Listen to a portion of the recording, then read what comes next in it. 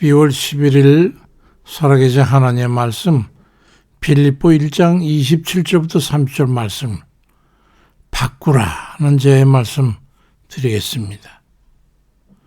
사람들마다 각기 사는 게 다르지요. 살아온 삶의 여건과 환경이 같지 않기 때문이죠.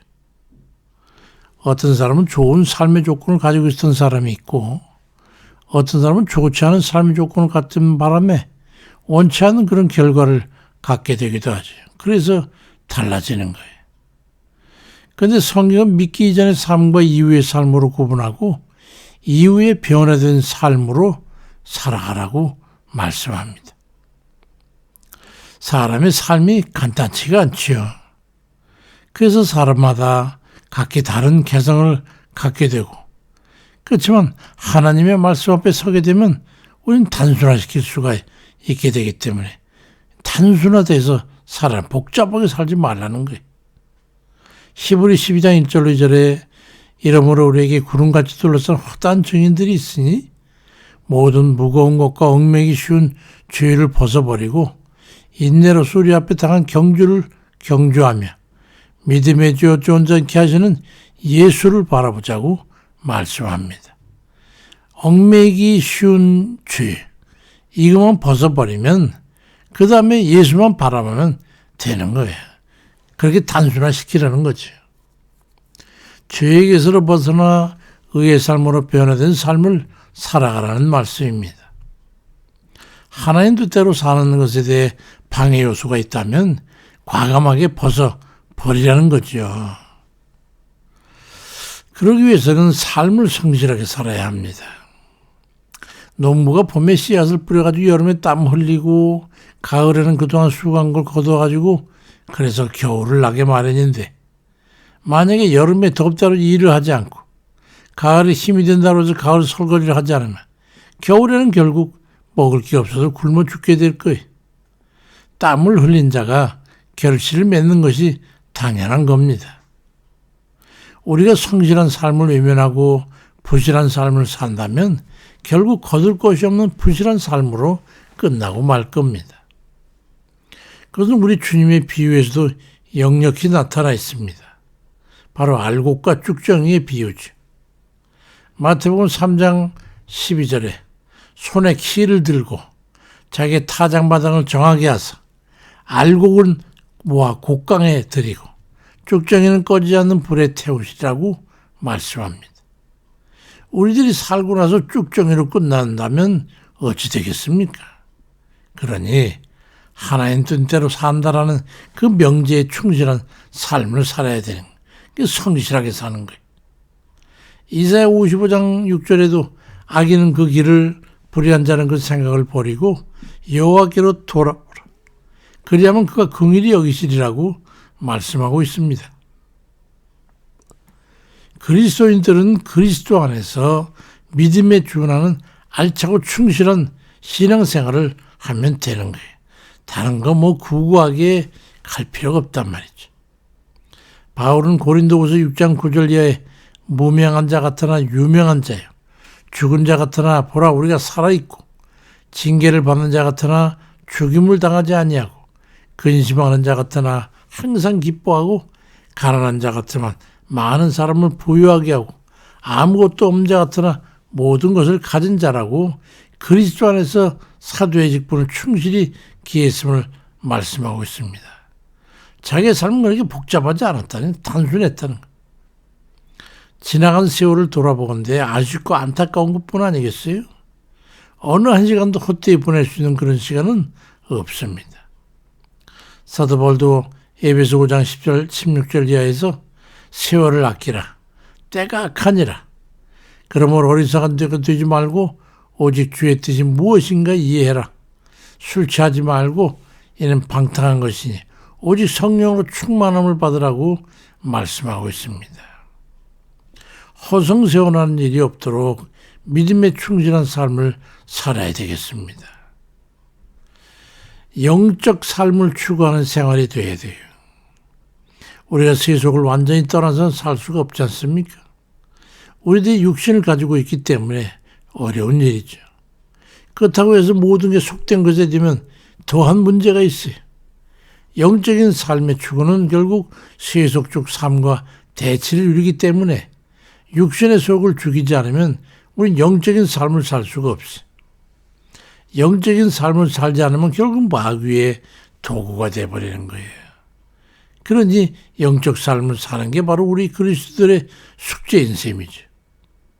창세기 6장 3절에도 여호와께서 가라사대 나의 신이 영원히 사람과 함께 아니하리니 이는 그들이 육체가 됨이라고 말씀하고 있어요. 육신의 소욕에 이끌려 하는 것은 주여와는 가까워지고 하나님 뜻과는 멀어지게 되기 때문에 고린도전서 9장 27절에도 내가 내 몸을 쳐서 복종케 하면 내가 남에게 전파한 후에 도리어 버림을 받게 될까 두려워함이라고 말씀하고 있어요. 우리가 하나님의 자녀로서 어떻게 살아야 하는가를 깨우쳐주고 있는 말씀이죠. 본래 영적인 존재들이 육체적인 존재로 타락하고 영적인 존재, 육적인 존재로 전락하고 만 거 아니겠어요? 그러니까 본래 영적인 존재로서 돌아가기를 힘써야 되는 겁니다. 초대 예루살렘 교회 시절에는 영적인 생활이 압도적이었는데 콘스탄틴 대제가 기독교를 로마의 국교로 선포하고 나니까 그때까지 진심으로 그리스도인이 되지 못한 이들에 의해 가지고 교회와 신자들이 세속화되기 시작했어요. 물들기 시작했단 말이죠. 이방 종교에도 물들고 태양신을 숭배한 자도 물리고 또 껍데기만 교회만 들락날락하던 그런 사람들과 같이 섞이면서 그냥 보통 게 다 혼합된 그런 순수하지 못한 세계로 가게 되니까 초대교회로 돌아가자. 그 말이 그때부터 자전적 외침으로 일어나게 된 건데 그때의 그리스도인들이 안타까운 각성을 이해해야 되는 거예요. 우리가 어떻게 하면 다시 본질을 찾을 거냐, 순수함을 찾을 거냐는 말이죠. 교회가 돈에 의해서 좌지되고 부자들이 주인이 되고 가난한 자는 소유되고 힘없는 자들이 제외되는 그 교회는 이미 길을 잃어버린 것과 같은 거예요. 이 시대의 교회가 바로 그런 거죠. 사도 바울도 빌립보 1장 27절에서 오직 너희는 그리스도 복음에 합당하게 생활하라고 말씀하고 있고 그러므로 형제들아 우리가 빚진 자로 돼 육신에게 져서 육신대로 살면 아니라 너희 육신에서는 반드시 죽을 것이지만 영으로서 몸의 행실을 죽이면 살 것이니 무릇 하나님의 영으로 인도함 받는 사람은 곧 하나님의 아들이라고 로마서 8장 12절 이하에서 말씀하고 있습니다. 이 시대 우리 그리스도인 모두가 다 영적인 삶을 추구하지 못하면 우린 결국 세속화돼서 거기도 오히려 끼지도 못하고 여기서 배척받고 저기서 배척받고 결국 양쪽에 다 적이 돼서 개독교냐는 말을 들어도 우리는 한갈 수 있는 힘조차도 버리지 못하는 거예요. 은혜 안에서 행복한 삶을 살아야 합니다. 사람들이 궁극적인 삶의 목표가 무엇입니까? 행복한 삶이 목표이지 않겠어요? 삶은 결국 결과를 가지고 말하는 거잖아요. 모든 범사를 감사와 축복으로 인식할 때 그리스도 안에서 불행을 이길 수 있습니다. 우리 주님께서는 고난도 감사도 불행도 행복으로 이끄는 분이시기 때문이죠. 모든 하나님의 은혜의 종결은 구원으로 완성됩니다. 고난과 위기와 어려움의 종결은 하나님의 뜻에 합당한 길로의 인도하심으로 완성돼가지고 하나님의 은혜로 결국 영생 천국을 얻게 되는 거예요. 하나님께서는 우리로 하여금 한 생명도 어긋남이 없이 구원을 얻어서 영생 천국에 이르기를 바라십니다.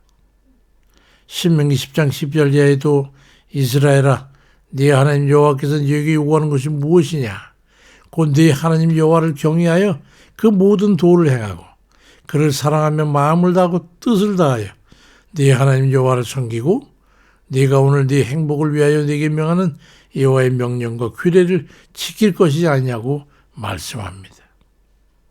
우리가 하나님 은혜 안에 있지 않냐면 우린 버림받은 자예요. 신명기 33장 29절에도 이스라엘이여 너는 행복한 사람이구나. 여호와의 구원을 너같이 얻은 백성이 누구냐? 그는 너를 돕는 방패시오 네 영광의 칼이시로다. 네 대적이 네게 복종하리니 네가 그들의 높은 곳을 밟으리로다 그리 말씀하고 하나님 믿고 하나님 말씀대로 살아가는 이들의 행복에 대해서 주권에 대해서 권능에 대해서 말씀하고 있습니다. 정돈된 삶과 성실한 삶을 견지하고 영적인 삶을 살면서 하나님의 은혜 안에서 그리 살아가는 궁극적으로 결국 하나님이 원하시는 행복한 삶이 되도록 애쓰고 힘쓰는 복된 이들 다 되시길 주의 이름으로 축원드립니다. 은혜로우신 아버지, 우리의 삶이 복잡하다는 세대만큼이나 우리의 생각이 다 복잡해서 단순하지 못하고 아버지 간단하지 못하고 행복하지 못합니다. 우리의 영적으로도 바로 서지 못해서 이 세상 것과 혼합되어 있고 세상 사람들이 옳고 그르고 주장하는 그런 혼란과 다툼과 그런 번잡한 그런 속에서 우리도 별반 다를 바 없는 그런 삶일 수밖에 없습니다. 우리 삶을 정돈하고 그리고 주 안에서 주의 말씀 가운데도 성실하게 삶을 살면서 영적인 삶을 추구하고 아버지 우리가 주의 은혜 안에서 주의 은혜에 벗어남이 없는 그런 삶을 노력해감으로 해가지고 결국 우리 하나님이 원하시는 아버지 뜻대로 사는 그 삶이 되어서 우리 아버지께서 주시고자 하시는 크나큰 복을 받아 다 누리는 그런 복된 저희 되게 인도해 주옵소서. 아버지 올 한 해도 벌써 다 가고 있습니다. 한 해도 하나님 은혜 가운데서 살아왔지만 새로운 한 해도 또 그렇게 그냥 이전과 똑같은 그런 삶이 아니라 새로운 각성과 함께 마음을 정돈하고 새로운 마음으로 각오를 다지고 결단을 하고 뉘우치고 돌이켜 다시 한번 삶을 재정비하고 바른 길, 의로운 길, 우리 아버지 뜻대로 살아가는 그런 길을 걸어갈 수 있도록 인도해 주옵소서. 감사드리고 예수 그리스도의 이름으로 기도드립니다. 아멘입니다.